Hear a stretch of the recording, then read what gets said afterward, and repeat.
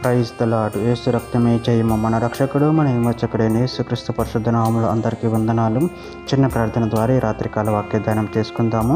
పరిశుద్ధుడా మహాగణుడైన దేవ యేసయ్య సర్వాధికారి నాయన మీకు వేలాది వందనము కృతజ్ఞత స్తుతి స్తోత్రం చెల్లించుకుంటున్న దేవ ఈ రాత్రికాల సమయంలో ప్రభు వాక్య భాగం దానిస్తుండగా వాక్య భాగం అర్థమాటలు సహాయం చేసి మీ కృపలో బలపరిచి మీకు మాదిరిగా మమ్మల్ని నడిపించమని చిన్న ప్రార్థన యేసుక్రీస్తు అతి పరిశుద్ధ నామములో అడిగి వేడుకుంటున్నాను తండ్రి. ఆమేన్ ఆమేన్.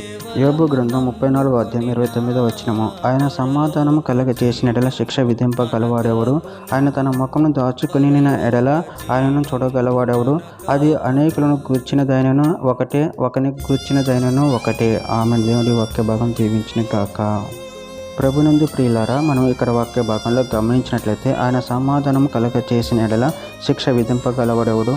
ఆయన తన ముఖమును దాచుకునిన ఎడల ఆయనను చూడగలవాడెవడు? అది అనేకులను గూర్చినదైనను ఒకటే, ఒకనికి గూర్చినదైనను ఒకటే. అదేవిధంగా వాక్య భాగంలో గమనించినట్లయితే యెషయా గ్రంథం 26వ అధ్యాయం 3వ వచనం, ఎవని మనసు నీ మీద ఆనుకునో వానిని నువ్వు పూర్ణ శాంతి గలవానిగా కాపాడుదు, ఎలయనగా అతడు నీ యందు విశ్వాసం ఉంచి ఉన్నాడు. యోబు గ్రంథం 12వ అధ్యాయం 14వ వచనం, ఆలోచించు, ఆయన పడగొట్టగా ఎవరిను మరలా కట్టజాలరు, ఆయన మనిషిని చెరలో మూసివేయగా తెరచుట ఎవరికి సాధ్యము కాదు.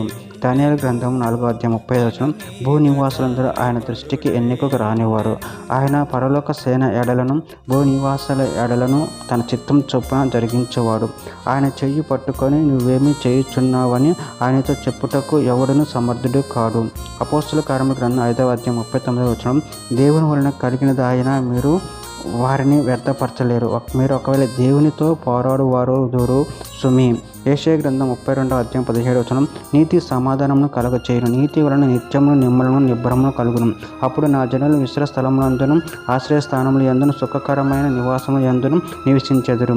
యోహాను సువార్త 14వ అధ్యాయం 27వ వచనం, శాంతి మీకు అనుగ్రహించి వెళ్ళుచున్నాను, నా శాంతిని మీకు అనుగ్రహించుచున్నాను, లోకం ఇచ్చినట్టుగా నేను మీకు అనుగ్రహించట లేదు, మీ హృదయమును కలవరపడనీయకుడి, విరవనీయకుడి. చివరిగా ఒక మాట, రోమీయులకు రాసిన పత్రిక 8వ అధ్యాయం 34వ వచనంలో, శిక్ష విధించువాడెవడు? చనిపోయిన క్రీస్తు యేసే.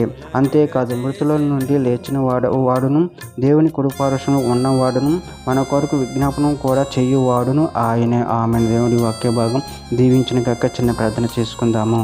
పరిశుద్ధుడా మహాగణుడైన దేవ, మీరు ఇచ్చిన వాక్యాన్ని బట్టి ప్రభావ మీ కృతజ్ఞతలు చెల్లించుకుంటే మీ వాక్యం నిరంతరం ధ్యానించి నిన్ను మహిమపరచుకునే శక్తిని బలాన్ని మాకు అనుగ్రహించి మీ కృపలు మమ్మల్ని నిరంతరం కాచి కాపాడమని చిన్న ప్రార్థన యేసుక్రీస్తు పరిశుద్ధ నామములో అడిగి వేడుకుంటున్నాను తండ్రి. ఆమేన్.